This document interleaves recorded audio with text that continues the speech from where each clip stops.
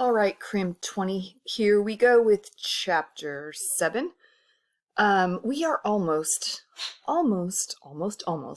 halfway there.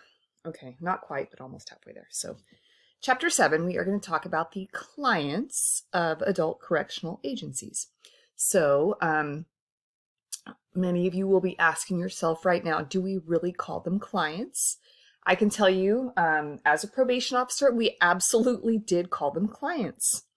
Some people were a little bit more negative about the clients of the adult correctional agencies. I would admit, every now and then I might have had a client who made me a little bit angry, and I didn't want to call them client, but I called them clients because I'm a professional, and that's what we called them. They were clients. So, clients of adult correctional agencies. So we're going to talk about the type of people that we deal with while we're working in adult correctional agencies. And basically, you could pick out any type of person in this entire world, and that is one kind of person who is going to be dealt with in... My dog is sneezing, I'm sorry, in the background. So if you're hearing weird noises, that is my dog. Sorry. Bless you, Juju. Okay. Next. Overview of offenders. So, even since your book was written, these numbers have changed even again. So it says that first bullet, the number of adults under adult correctional supervision has grown dramatically over the past 20 years. And it did. The numbers did really jump. And then, at least in California, Prop 47, Prop 57, and AB 109 happened. And it was some pretty significant, obviously, prison reform in California. And our numbers have gone down significantly in the past 10, 20 years. Now, is that nationwide? Not necessarily, but certainly in California, things have changed. I've searched high and low for a book that would teach more specifics about corrections in California, and we really don't, I haven't been able to find one, but doing your research paper on Prop 47 or AB 109 will really help you to understand what happened and how that impacted our numbers here. So there's also been a significant change in the number of females in prisons under correctional supervision. There's been a lot more female representation among those clients in the past 20 years. Racial disparity is something that has not changed. Unfortunately, it's an ongoing issue that's basically been present throughout our history in the United States. Minorities are overrepresented in our correctional system. They have been since the beginning of the United States correctional system. Correctional agencies are aware of the problem. They are researching the problem. While I worked at the Fresno County Probation Department, we actually were taking part in a study that was being done by a university in San Francisco. I don't remember what university it was, but they'd come to the Fresno County Juvenile Justice Campus and were studying the disproportionate minority population in the Fresno County Juvenile Justice Campus. And they were doing this in other facilities as well. They weren't just pointing out Fresno. But these studies are ongoing and trying to figure out where was the problem coming from. Was it because police officers were targeting these people? Was it because the juvenile justice campus was holding these youth? Why were they more represented? Why were they overrepresented in the correctional facilities? But it does continue to be an ongoing problem in the United States in the correctional systems. Really sad in this day and age when we're in 2022 and we're still talking about racial disparity in our correctional systems, but we are. We have types of offenders. There's again, like I said early on in this lecture, you could probably pick out just about any type of person, and that type of person is probably going to be under some sort of correctional supervision. But drug offenders are a big one. Number of drug offenders in prison has declined over the past 10 years. And really, the whole concept and the whole goal of what we want to do with drug offenders has changed over the past 10 years. People got tired of seeing drug addicts locked up in prison. People, the community kind of got together as a whole and said, why are we locking up drug offenders instead of treating them? So, laws changed. So as we go down on these bullets here, we talk about the war on drugs. So if you're old like me, you'll remember things like the war on drugs that was led during, Reagan, Nixon era. And the United States, the government, the president, it was Nancy Reagan, it was kind of her platform talking about the war on drugs. And we wanted to save our community from drugs. Drugs were killing our youth. They were, causing, it was like the root of all evil at the time. Or so we thought. Not to say that drugs drugs are bad. So please don't get me wrong. So we started changing the way the way offenders were sentenced for drug offenses, and they were getting sentenced for long periods of time for drug offenses.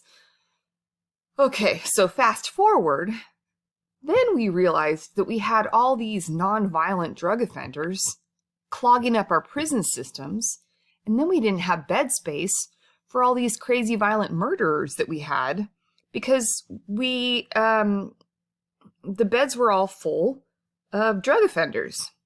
So 2014, the United States Sentencing Commission modified some federal drug sentencing guidelines, making 40,000 federal inmates eligible for release. States such as California with Prop 47 and AB 109 followed suit and started releasing nonviolent drug offenders from prison as well. So it's much less likely now that a drug offender, a straight drug offender, I don't mean a drug offender who went out and killed somebody, just a drug offender who is a nonviolent drug offender is probably not going to be in prison anymore. And I think a lot of people don't understand that California has been doing that for quite some time now. So if you are not a serious violent felon, you are not in prison in California. So drug offenders are not in prison in California anymore. We also had this whole, age of offenders. If you think of the shape of a bell-shaped curve, it used to be kind of the standard curve of the ages of people in custody in our prison systems. Not that many really young, not that many really old. Most were kind of somewhere in the middle. Well, that's kind of changed for several reasons, but more young offenders and more old offenders are in custody now. Just this last semester, there were at least in Fresno County, right now in the Fresno County Juvenile Justice Campus, there are at least 3 or 4 juveniles who are in custody for murder. That's kind of a big deal. There aren't that many people in custody for murder in general in Fresno County, but when you figure in about 4 months, it was last semester, there were 3 juveniles arrested for murder. It's significant. And they're young, excuse me, they're young. Where are they going to go? It's a long story, and we're going to get to that when we talk about juvenile offenders later. And then we go to the other end of the spectrum when we talk about older offenders. offenders are getting sentenced to much longer terms, and they're living longer. So we have a lot of really old people in custody as well. We have things like mandatory minimum sentences, longer sentences, and just in general, people are living longer. We have better medical care on the outs in the regular community and in prison. There's a lot of issues with younger offenders and older offenders. What kind of issues? Well, younger offenders have to be kept separate from older offenders. Younger offenders, depending on their age, may kill someone at maybe 15 and be free to live their lives again by the time they are 25.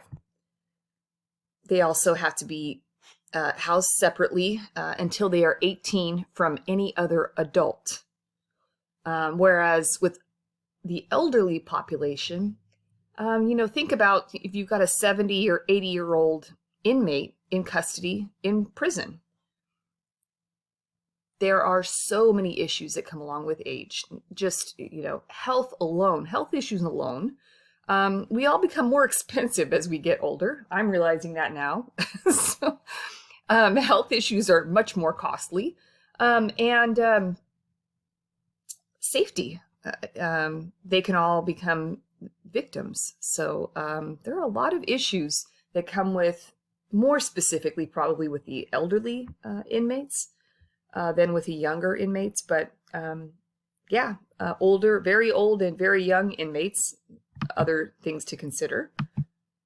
Violent offenders. Of course, dealing with violent offenders in any type of correctional facility is dangerous and costly. Violent offenders you have to have more correctional officers, more supervision to deal with a violent offender. You can't throw a violent offender into a group with, a bunch of other inmates. Violent offenders typically have to be kept separate. They have to have more supervision. Every time they move, they have to have 1, 2, 3 people with them at all times. They have to be shackled. They're just more costly and much more dangerous to deal with, of course, in a prison. And men are more likely than women to be in custody for violent offenses. Although women we're catching up, unfortunately. Female offenders, 7% of the U.S. prison population. That number is growing, not as quickly as men, but it is growing. And their recidivism rates are high, not as high as for men, but they are high. If we want to go back to recidivism, I believe we've spoken about this before, but recidivism is when a person goes through a correctional program, whether that be they've gone to prison, they've been on probation or parole, they've completed a drug court program, something like that, and reoffended, right? Okay, so their recidivism rates are high, but not as high as for men. So we're going to keep talking about female offenders.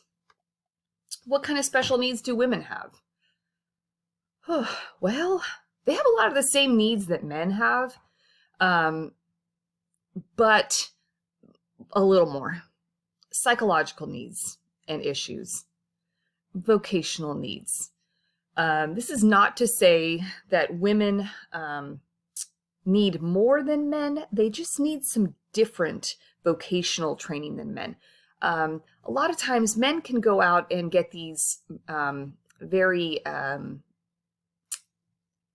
heavy labor type jobs, manual labor type jobs. And, women can too, but women typically choose not to go for those types of jobs. So a lot of times they need some training in vocational preparedness so that when they get out of prison, they have a way to support themselves that does not involve criminal activity. Unfortunately, women will sometimes fall back into some negative behaviors when they get out and end up right back to where they were. Parenting. Parenting's a big one for women, for everybody, but for women while they're in prison. Many, many, many women will go through parenting courses. They have miscellaneous needs, health, life skills, domestic violence. And again, a lot of the needs are the same as with men. They might be just a little more urgent with women. So about 62% of women in prison have children, compared to 42% of men. That's a big difference. It may not seem that significant, but it's a big difference. So I want you to listen to this part. Most children of female offenders reside with the maternal grandmother, while the remainder are in foster care. When men are in prison, the children live with their mother. So think about that. If a man goes to prison, how uprooted is the child? I mean, yeah, dad's in prison and that's awful. But the child is still living with the parent. If mom goes to prison, that's a complete upheaval of that child's life. And don't get me wrong, I'm not saying this happens in every case, but the vast majority are like this. Mom goes to prison, that child's life is completely turned upside down. So it's a significant issue when a woman goes to prison. A mother, I should say, goes to prison. As a mother, it's really hard for me to understand how women could put themselves in this position. But it's easy for me to say. I haven't been in that position. So parenting programs. Many prisons do have parenting programs. Some of them do allow for visitation in a child-friendly room. They're not going to make the poor kid go see mom in her cell for some sort of normalcy. Some prisons have programs where young children are allowed to live in the prison with their mother. And this is the case. There are some prisons where the infants are allowed to be born and live in the prison with their mother until their first birthday. After that, I think the studies found that it was not good for the child to have memories of living in prison, but that first year of bonding with the mother was important enough to allow the infant to stay with the mother for the first year. There's a Girl Scouts program that takes place, and I believe there's some up in Washington, Oregon area, where the Girl Scouts, it's a Girl Scout troop where what they have in common is that all of their mothers are in prison. So it's just like any other Girl Scout troop, except all the mothers of the Girl Scouts are in prison. And they sell cookies, they do all the normal Girl Scout stuff, except for once a year, they get to go and visit their mothers in prison. So it's there's some documentaries that I've seen about this, and it's really interesting and of course kind of heartbreaking. But so the Girl Scouts have gotten involved in this too, and pretty touching stuff. Other needs of female inmates: substance abuse treatment, definitely. Medical care. A lot of times women on the streets while they're out and about are not taking good care of themselves. Psychological services and vocational educational services. Definitely. And these are all things they can get in the prison if they choose. Finally, when we talk about women in prison, the number of women in prison, we talked about the fact that there were about 7% of inmates in prison are women. So that means 93% are men. So you can imagine, if we're talking about making programs for women in prison, there's just not that many of them. So are we really going to dump a bunch of money into these programs when we know that we really need to be focusing, or when we think that we really need to be focusing on the 93% men as opposed to the 7% women? Well, in 1974, this Bearfield versus Leach case basically found that the prison system was not being fair to women in prison. They were not offering services even remotely close to equitable with what the men were offered in prison. So they said, prisons, it's time for you to offer programs to women equally as to what you offer men. So men and women had to have the opportunity for the same types of programs while they were in prison. I hope that makes sense. The prisons were like, great. The reason we didn't do this was because it's too expensive and there's not that many women in prison. Okay, so come 1995. 1995, this Pargo versus Elliott case basically said, well, yeah, we kind of understand why you don't have as many services for women. So if you can prove that you're not violating their equal protection rights, we'll kind of give you a pass for not offering all the exact same services, which is really kind of sad.